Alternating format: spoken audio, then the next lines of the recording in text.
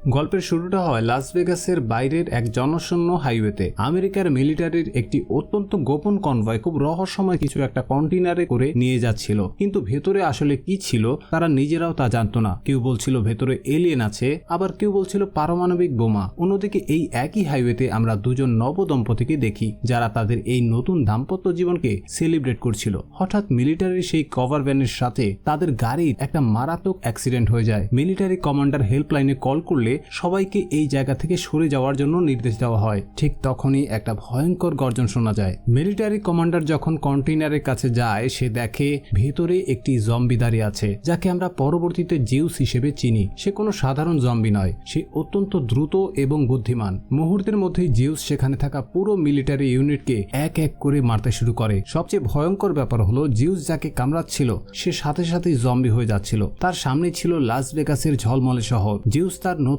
এই জম্বি বাহিনীকে নিয়ে শহরের দিকে রওনা হয়। মাত্র কয়েকদিনের মধ্যে জিউস তার বাহিনী নিয়ে এই রঙিন শহরটাকে নরকে পরিণত করে দেয়। সরকার কোনো উপায় না পেয়ে শহরের চারদিকে হাজার হাজার শিপিং কন্টেইনার দিয়ে এক বিশাল দেয়াল তুলে দেয়, যাতে এই জম্বি ভাইরাস পুরো পৃথিবীতে ছড়িয়ে না পড়ে। লাস ভেগাস এখন পৃথিবীর বুক থেকে বিচ্ছিন্ন এক ডেড জোন হিসেবে পরিচিত। তারপর বহু বছর কেটে যায়। আমরা দেখি স্কট নামে একজন লোককে, যে কিনা যুদ্ধের সময় জম্বিদের হাত থেকে শত শত মানুষকে বাঁচিয়ে একসময় মেডেল পেয়েছিল, কিন্তু আজ সে এক সস্তা বার্গার শপে সামান্য বেতনে কাজ করে। তার জীবনে কোনো আনন্দ নেই, কারণ যুদ্ধের সময় তার স্ত্রী জম্বিদের কামড়ে নিজেও জম্বি হয়ে গেছিল এবং সেই কারণে সে তার স্ত্রীকে নিজের হাতে মারতে বাধ্য হয়েছিল। স্কটের একটা আদরের মেয়ে ছিল যার নাম কেট। তার বাবা তার চোখের সামনেই তার মাকে মেরে ফেলেছিল। এই কারণে কেট তার বাবাকে আজও ক্ষমা করতে পারেনি। একদিন স্কটের কাছে একজন ক্যাসিনো ব্যবসায়ী আসে যার নাম ব্লাই তানাকা। একসময় লাস ভেগাস শহরে তার একটা বিশাল ক্যাসিনো ছিল। সে স্কটকে বলে, শহরের মাঝখানে আমার এক বিশাল ক্যাসিনো ভল্টে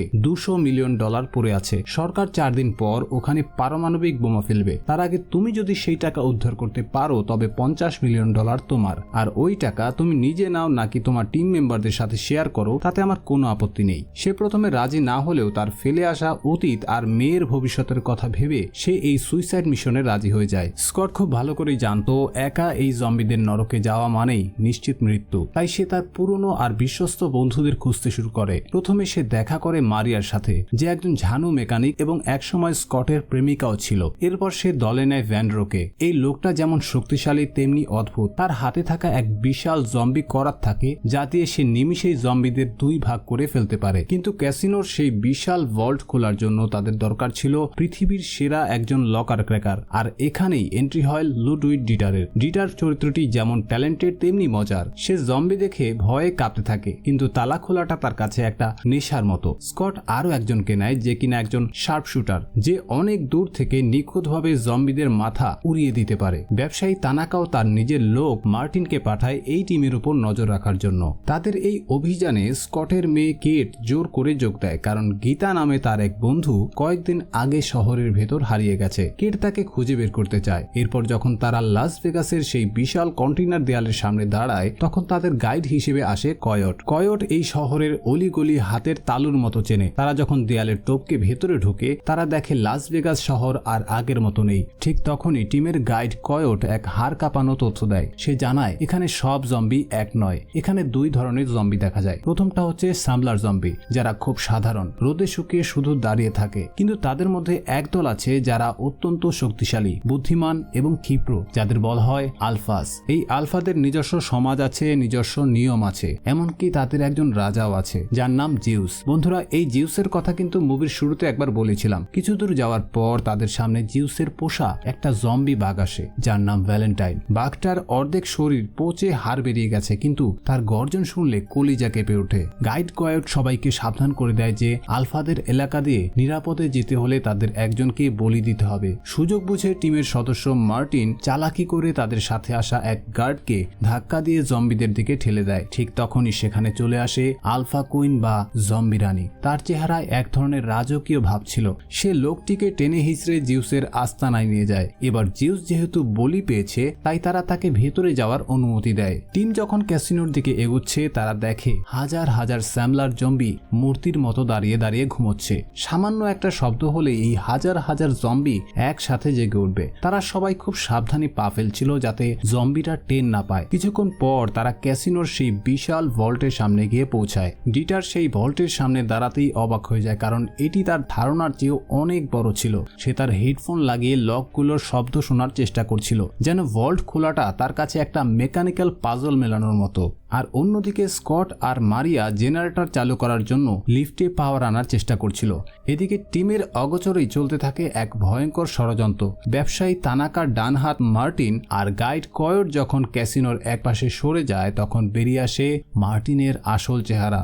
তানাকা আসলে $200 মিলিয়ন জন্য তাদের পাঠায়নি, বরং তার আসল লক্ষ্য ছিল একটা আলফা জম্বির মাথা। মার্টিন আলফা রানীকে একা পেয়ে তার উপর ঝাঁপিয়ে পড়ে এবং এক বিশেষ ধরনের তারের ফাঁদ দিয়ে সে রানীর মাথা শরীর থেকে আলাদা করে দেয়। কয়ট এটা দেখে বেশ ঘাবড়ে যায়। মার্টিন শয়তানের মতো হাসতে হাসতে বলে, একটা জম্বি রানীর ডিএনএ এর দাম ওই $200 মিলিয়ন চেয়েও অনেক বেশি, কারণ সরকার আলফা জম্বির ডিএনএ দিয়ে জম্বি আর্মি তৈরি করতে চায়। জিউস যখন তার জম্বি রানীর এই করুণ দশা জানতে পারে, তখন তার গলার সেই গর্জন পুরো লাস ভেগাস শহরকে কাঁপিয়ে দেয়। জিউস দেখে তার রানীর পেটে একটা জম্বি শিশু ছিল, অর্থাৎ রানী গর্ভবতী ছিল। এই শোক জিউসকে আরো ভয়ঙ্কর করে দেয়। সে তার পুরো আলফা বাহিনীকে আদেশ দেয় ক্যাসিনো ঘিরে ফেলার জন্য। ক্যাসিনোর ভেতরে তখন গুলির বৃষ্টি হয়। স্কট আর মারিয়া যখন জম্বিদের সাথে লড়াই করছিল, হঠাৎ একদল জম্বি তাদের উপর ঝাঁপিয়ে পড়ে। লড়াইয়ের মাঝখানে একটা জম্বি মারিয়ার ঘাড় মটকে দেয়। স্কট তখন নিজের চোখের সামনেই তার ভালোবাসার মানুষকে মরতে দেখে পাথর হয়ে যায়। এদিকে স্কটের মেয়ে কেট তার বন্ধু গীতাকে খুঁজতে আলফাদের আস্তানার দিকে চলে যাওয়ায় পুরো টিম আরো বড় বিপদে পড়ে। বেসমেন্টের ভেতরে ডিটার তখন ঘামছে, কারণ পারমাণবিক বোমা পড়ার মাত্র কয়েক ঘন্টা বাকি। ঠিক তখনই ভল্টের শেষ লকটা খুলে যায়। দরজার ওপাশে পাহাড় সমান ডলার দেখে ডিটার খুশিতে আত্মহারা হয়ে যায়। ঠিক তখনই জিউস চলে আসে। ডিটার বুঝতে পারে তার বন্ধু ভ্যান্ড্রোকে বাঁচানোর একমাত্র উপায় হলো তাকে ভল্টের ভেতরে ঢুকে দেওয়া। ডিটার ভ্যান্ড্রোকে সজোরে ধাক্কা দিয়ে ভল্টের ভেতরে পাঠিয়ে দেয় এবং নিজে বাইরে থেকে দরজা লক করে দেয়। জিউস তখন ডিটারকে তুলে আছাড় মারে। অন্যদিকে স্কট তখন তার মেয়ে কেটের খোঁজে পাগল প্রায় অবস্থা। কেট ততক্ষণে জম্বিদের সেই ভয়ঙ্কর আস্তানায় পৌঁছে যায়। সেখানে গিয়ে সে যা দেখে তা দেখে যে কারোরই গা শিউরে উঠবে। জম্বিরা জ্যান্ত মানুষদের ঝুলিয়ে রেখেছে, যাতে পরে তাদের জ্যান্ত চিবিয়ে খাওয়া যায়। কেট তার বন্ধু গীতাকে খুঁজে পায় এবং তাকে মুক্ত করে, কিন্তু ঠিক তখনই একদল আলফা জম্বি তাদের চারপাশ থেকে ঘিরে ফেলে। ঠিক সেই মুহূর্তে সেখানে স্কট চলে আসে। তারা এক এক করে জম্বিদের মাথার খুলি উড়িয়ে দিতে শুরু করে। স্কট জানতো আজ তাকে তার সবটুকু শক্তি দিয়ে লড়তে হবে, নয়তো তার মেয়েকে সে বাঁচাতে পারবে না। এদিকে টিমের সদস্য মার্টিন ভাবছিল সে জিতে গেছে। সে রানীর কাটা মাথাটা নিয়ে ক্যাসিনোর ছাদের দিকে পালাচ্ছিল। ঠিক তখনই তার সামনে এসে দাঁড়ায় জিউসের সেই পোষা জম্বি বাঘ ভ্যালেন্টাইন। বাঘটি তার রানীর গন্ধ চিনতে পারে এবং রাগে ফেটে পড়ে। মার্টিন তার জম্বি রিমোট দিয়ে বাঘটাকে থামানোর চেষ্টা করে, কিন্তু কোনো লাভ হয় না। বাঘটা এক লাফে মার্টিনের ওপর উঠে যায় এবং এক কামড়েই তাকে শেষ করে দেয়। পাইলট পিটার্স তখন হেলিকপ্টার স্টার্ট দিয়ে বসে আছে, আর ছাদের ওপর তখন নেমে এসেছে নরক। স্কট, কেট আর গীতা কোনো মতে দৌড়ে হেলিকপ্টারে উঠে যায়। হেলিকপ্টারটি যখন উপরের দিকে উঠছে, ঠিক তখনই জিউস এক লাফে হেলিকপ্টারে ঝুলে পড়ে। একদিকে হেলিকপ্টার নিয়ন্ত্রণ হারাচ্ছে, অন্যদিকে জিউস স্কটের উপর ঝাঁপিয়ে পড়ছে। স্কট ভালো করেই জানতো এই লড়াই হারলে তার সাথে তার মেয়েও মারা যাবে। সে তার সমস্ত রাগ আর শক্তি দিয়ে জিউসের সাথে লড়াই শুরু করে দেয়। ঠিক সেই মুহূর্তে সেই পারমাণবিক বোমা লাস ভেগাসের দিকে ধেয়ে আসছিল। হেলিকপ্টারটি তখন প্রায় নিয়ন্ত্রণের বাইরে চলে যাচ্ছিল। লড়াইয়ের এক পর্যায়ে জিউস স্কটের ঘাড়ে কামড়ে দেয়। যখন পারমাণবিক বোমাটি লাস ভেগাসের মাটি ছুঁতে যাচ্ছিল, ঠিক সেই মুহূর্তে স্কট তার রিভলভার দিয়ে জিউসের মাথায় গুলি করে ছিন্ন ভিন্ন করে দেয়। বোমার রেডিয়েশন যখন পুরো লাস ভেগাসে ছড়িয়ে পড়ছিল, তখন সেই রেডিয়েশনের ধাক্কায় হেলিকপ্টারটি মরুভূমির মাঝখানে বিধ্বস্ত হয়ে যায়। এই দুর্ঘটনায় পাইলট এবং গীতা দুজনেই মারা গিয়েছিল। বেঁচে ছিল শুধু কেট। এক পর্যায়ে কেট দেখতে পায় তার বাবা স্কট রক্তাক্ত হয়ে পড়ে আছে। কেট যখন তাকে বাঁচাতে যায়, স্কট তাকে থামিয়ে দেয়। সে তার কাঁধের সেই কামড়ের দাগটি কেটকে দেখায়। স্কট ভালো করেই জানতো সে আর মানুষ নেই। কয়েক মিনিটের মধ্যেই সে এক হিংস্র দানবে পরিণত হবে। সে তার মেয়েকে শেষবারের মতো বিদায় জানায় এবং জম্বি হওয়ার ঠিক আগের মুহূর্তে কেটকে ইশারা করে তাকে শেষ করে দেওয়ার জন্য। সে কাঁদতে কাঁদতে নিজের বাবার মাথায় গুলি চালায়। তার বাবার ওপর পাহাড় সমান অভিমান থাকলেও মুভির এই দৃশ্যটি দেখলে বোঝা যায় সে তার বাবাকে কতটা ভালোবাসতো। মুভিটি এখানে শেষ হতে পারত, কিন্তু হয়নি। ধ্বংস হয়ে যাওয়া ক্যাসিনোর নিচ থেকে একটা হাত বেরিয়ে আসে। অবিশ্বাস্যভাবে সেই ভল্ট থেকে টিম মেম্বার ভ্যান্ড্রো বেরিয়ে আসে। সে টাকার ব্যাগগুলো নিয়ে একটা ছোট এয়ারপোর্টে পৌঁছায়। প্লেনের ভেতরে বাথরুমে গিয়ে যখন নিজের জামা খোলে এবং আয়নায় তাকায়, তখন তার কলিজা শুকিয়ে যায়। সে দেখে তার হাতেও একটা জম্বির কামড়ের দাগ। ভ্যান্ড্রো তখন পাগলের মতো হাসতে শুরু করে। সে বুঝতে পারে সে মেক্সিকোতে শুধু টাকা নিয়ে যাচ্ছে না, বরং সে সাথে করে নিয়ে যাচ্ছে এক নতুন জম্বি ভাইরাস। যাই হোক, ভিডিওটি যদি তোমাদের ভালো লেগে থাকে তাহলে প্লিজ একটা লাইক করে দিও, আর সেই সাথে কমেন্ট করে জানিও পরের ভিডিওতে কোন ধরনের মুভির এক্সপ্লেনেশন চাও। তাই বেশি বেশি করে কমেন্ট করতে হবে, যাতে আমি বুঝতে পারি কোন ধরনের মুভি তোমাদের পছন্দ। দেখা হচ্ছে পরের ভিডিওতে।